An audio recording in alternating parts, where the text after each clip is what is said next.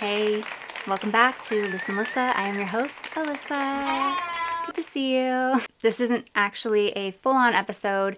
It is a snippet of one of my recent episodes, and it's just a portion that I had included in one of the episodes that I think is just fascinating, and I think that it should be its own episode just because I want to make it more available and readily accessible to everyone. So, this comes from my 5th episode of Dark Psychology, The Tools That Fuel Toxic Relationships. This is my recent series I've been doing. And this was from episode 5, which was highlighting the red flag of invalidating people's emotions or judging someone's emotions, neglecting them for their emotions, things like that. So within that episode, this was at the end, and it was a portion about crying and the way that crying is related to our subconscious mind and our subconscious programming. It's all about the science of crying. It's just a quick clip, and I hope that you enjoy it. Without further ado, let's get into it. Let's do it. Party went great, and afterwards, after everything, I remember my boyfriend, rather than saying like, "Great party. Wow. You did great. You pulled it off. Awesome job. You're too hard on yourself. That was amazing. Everyone had fun." he had a great time. I watched him have a great time at the party. Instead of saying any of that, his comment to me was, "It's very embarrassing for me when you're crying, and then people are coming up to me asking me, why are you crying?"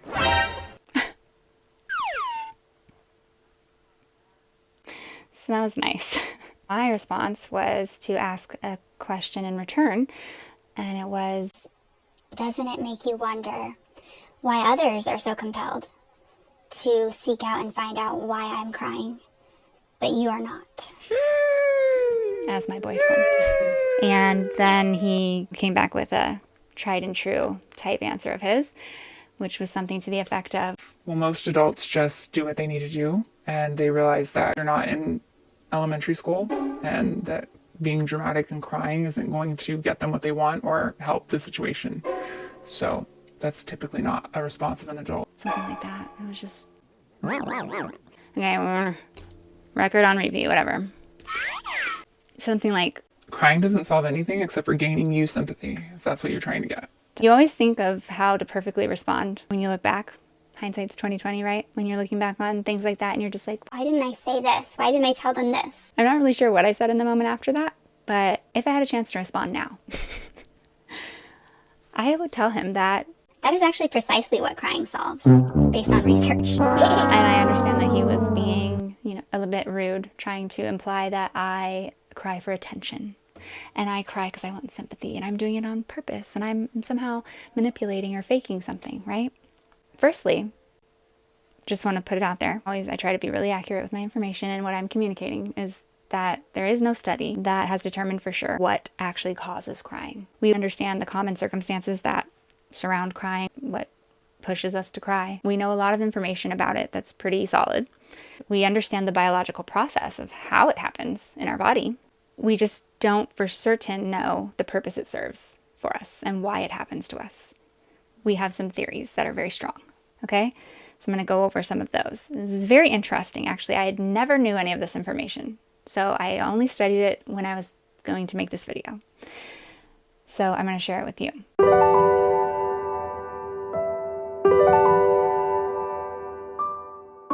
There are 3 types of tears. I don't know if you knew this. I didn't know this. There's basal tears. I don't know if I'm saying that right.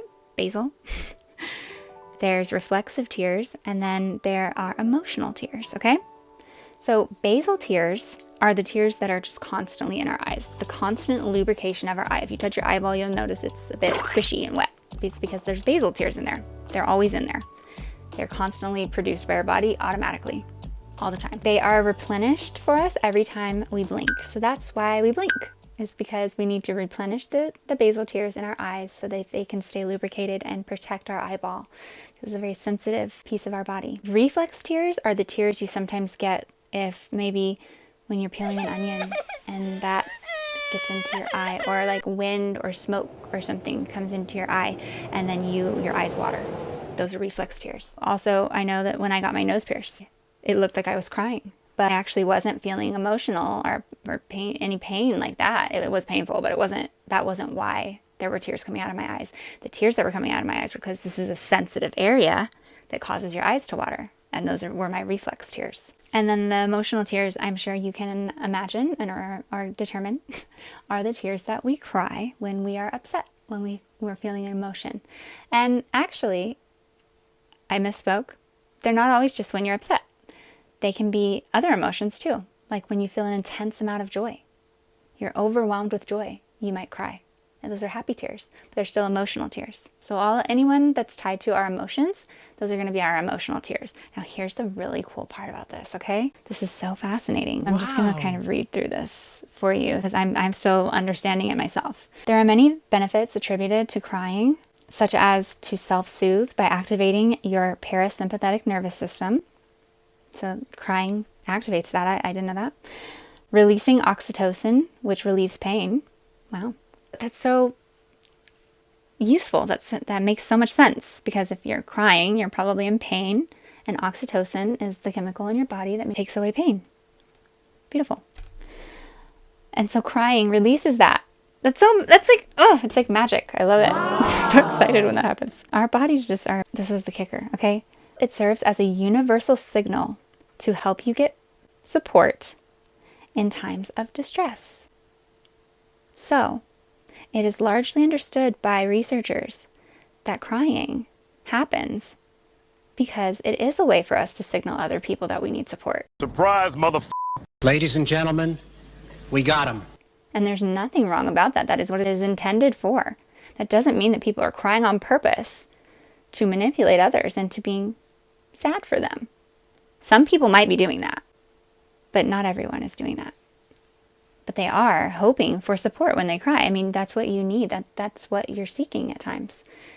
It's not always what you're seeking, but if you're crying in front of another person, I mean, it's pretty understood that they're probably going to be supportive of you, hopefully. Not always, but that's typically what you would like. And there's nothing wrong with that. All right, so stay with me because it gets even better, okay? Right, well, listen to this. So one theory is that as a baby, you have an automatic instinct to cry when you need something. So babies aren't thinking through the process like, I'm going to cry because I want my mom. Infants cry when they come out of the womb. Okay, so it is an automatic instinct. They are not cognizant of it. They aren't planning their manipulation on you when they're crying, okay? So we're born this way. As this instinct fades, which studies show that that instinct does fade over time, you're not automatically brought to tears. So similarly, as when you're an infant. But as this instinct fades, the response to your crying transforms it to a learned behavior that is conditioned within our subconscious to signal others that we are in need of comfort and support. So, what do we know about what happens in our subconscious mind? It's automatic. So as a baby, when we cried, automatically, and that brought our caregiver in to support and comfort us, as that instinct faded away, it instead turned into a learned response, deeply embedded in our subconscious. So we are now like Pavloved, basically. You know what that is? The bell, the dog, and the saliva. Look it up. I'm sure you know what I'm talking about. I'm sure you do. But we're basically Pavloved into crying when we need emotional support and comfort. And it's not, you don't have to try to do it. It's literally programmed into your subconscious mind. Unless you have run into situations where you have pushed out that programming and resisted it and transformed it into a different coping mechanism of forcing yourself not to do that very natural process. Still gets better. I love it. Also, I love this part. Emotional tears have components that are not found in basal tears or reflex tears, such as prolactin, potassium, manganese, and stress hormones. This would suggest that the purpose of crying could be to release pain and stress, because that's what those regulate, those chemicals that are inside of us. Literally, when our tears come out, only emotional ones though, because the other tears that our body produces does not have this in it. So these are specific types of tears that come from somewhere else that are coming directly to relieve us of pain and stress. So it's literally purging your body of pain and stress right out your eyeballs, okay? They've tested tears, and these things are in emotional tears only. So I love that. That's so fascinating. I had no idea. That's amazing. So our body knows when we're crying from emotional pain and stress rather than just getting affected by an onion. It knows. And those tears are biologically made of something different. So that's fascinating. That's amazing. I'm such a nerd. Sorry. Additionally, emotional tears are not automatically produced by the body in the same way that basal and reflex tears are. So basal and reflex tears are not automatically produced because of your subconscious belief. They are automatically produced because they are a process of your body. But no, much differently. For emotional tears to occur, your limbic system, which is the system that regulates your emotions, has to send signals to your brain to tell it to activate the gland that produces these tears. Wow. This information would suggest that to cry emotional tears, your limbic system must be detecting an emotion, like sadness, joy, anxiety, etc., on a scale large enough to warrant the necessity for the relief process to begin in your body. Man, that's just, I don't even have words. I just love it. Women tend to cry on average more than men. I think we could probably have guessed that. And for women, it's, when they did these wide studies, women's 3.5 times per month, in comparison to men, which were at 1.9 times per month that they report crying. And this is widely attributed to, many believe, societal pressures, expectations, and stigmas that differ between men and women surrounding crying. Scientists and medical professionals mostly agree across the board that crying is beneficial to your health. And to attempt to stop yourself from crying can have negative effects to your health and overall well-being. There it is. All right. While it is possible, here, this is the part I would tell my ex. While it is possible to make yourself appear to be crying by forcing your eyes to produce reflex tears, you fake cry, it's been seen that the average person would not possess the ability to make this process look believable. Actors and actresses who learn this process because they have to act, and also those who do manipulate with their emotions. They may try to actually cry to make people feel guilty or get sympathy or, avoid their accountability. We know there's people that do this. We do know that it's actually more uncommon, but made to seem very common in movies and TV. But these people that work as actors and actresses, they have worked at the skill of tricking the limbic system into detecting the emotion necessary to produce emotional tears. Sometimes thinking of something very sad or traveling back to a traumatic event in their mind as though they are experiencing it in that moment, and they're able to pull into that system and pull that forth and make that look believable in a professional way. These people practice this for years. They get into really intense practicing of this, and that's why they get paid the big bucks to fool us on screen into thinking that this is the life they're living. They're playing that role. The average person around is not going to be very skilled at this. They may try it, but you can usually pick up on it. If you've ever seen somebody fake crying, I would say most of the times when I've seen somebody fake crying, I can pretty well tell that. And it's not that often that I tend to see that happen. Maybe more so with children. Once they're transitioning out of that stage of it being instinct and they learn that if they cry, they can get their way maybe. If your partner is constantly acting like you're crying for attention, or somebody accuses you of that when you're authentically crying about your emotions, which is something that happened to me in my last relationship a lot. And it's just not rational. It was very obvious. I would express why I was crying. They were very good reasons to be upset. And they were things that were actually happening. So, you can probably put all that together and pretty much, unless you are having a different reason for wanting somebody to believe and be gaslit into thinking that they're just being manipulative when they cry, which is what was happening, you're going to put two and two together and realize, like, no, this person's just upset. They're very upset. This is authentic. And they're crying because they're upset because something's wrong. To react to someone you supposedly care about and love when they're visibly upset and crying in front of you with a complete absence of compassion. And instead of showing them any kind of empathy, you just accuse them of playing the victim. That's a demonstration of being completely emotionally tone deaf. But that would be the best case scenario in this situation. Because sadly, it could be a lot worse than that. And might likely be. Because if they're not emotionally tone deaf, then that means that they know exactly what you're going through. They actually witness that you're in as much pain as you're showing to them, and they don't care. And the reason that they're telling you that you're playing the victim is so that they can avoid having to deal with your emotions, and so that they can make you feel like you're wrong for having them, so that they can avoid the situation for whatever reason. Either they don't believe you, which is bad. 2, they don't care how you feel. It doesn't matter to them, and they just would rather get out of it and not have to take any accountability or deal with any of it, which is terrible. Or 3, they're not even listening to you. they've just already formed their own opinion and they're not even listening. They don't even know what you're telling them because they don't even value the words that come out of your mouth. Any of these things are terrible situations, and you definitely want to set a boundary and never put up with behavior like this. This is so insulting. It's so uncaring, and it's just such a lack of empathy. These are things that when you see them, you want to run. Don't walk away. Run away. The reason my ex could not ever arrive at that is because he was doing what I was saying. He was gaslighting me. He didn't want to deal with my emotions. He didn't care to figure out how he was having an influence on my emotions and how he needed to be accountable for the things he was doing that was participating in that. He had no intention of doing that and no motivation to do that. So that should have been a red flag to me. And I should have been able to, I wish I would have, and I will now be better at recognizing that early on, because that is not something that is likely to turn around if someone behaves like that.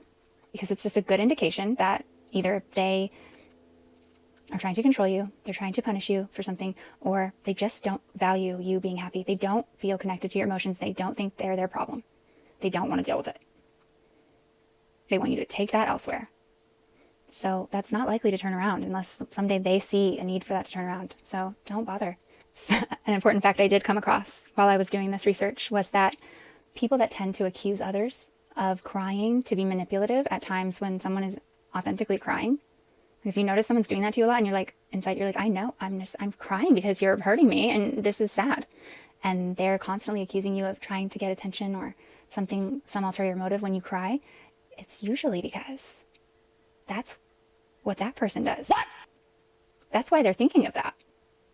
That's why they have a tendency to suggest that, is because they do that. And we know that people with character disturbances, and especially narcissism, are prone to this. When they don't want to take accountability for something and they don't want to be brought to have to be supportive and have to take accountability for something that they did, and they see you crying because you're actually hurt over how they treated you, they're going to be quick to accuse you of the same thing because they do that. That's why they're familiar with that tactic. So familiar. That's why they think you're always reaching for that, because they do that. So watch out for that. Just so you know, a healthy partner would most likely see you crying as a sign of you being in a lot of distress and that you're in a lot of pain. They would immediately want to comfort and support you and understand why you are feeling that way. So that's how you know that you're not experiencing this red flag, is that your partner cares when you're upset. Period.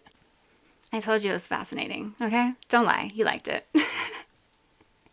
If you found that content interesting, or you enjoy my other content on subconscious mind, mental health, relationships, and everything about attachment theory, then please don't forget to hit that subscribe button. I want to keep bringing these videos to you with speedy quickness, and I can only do that when I have you guys hitting that subscribe button, okay? So don't forget, that's how you can support the channel and also get value out of the channel and my content. If you want to watch that full episode, it should be up in the corner here.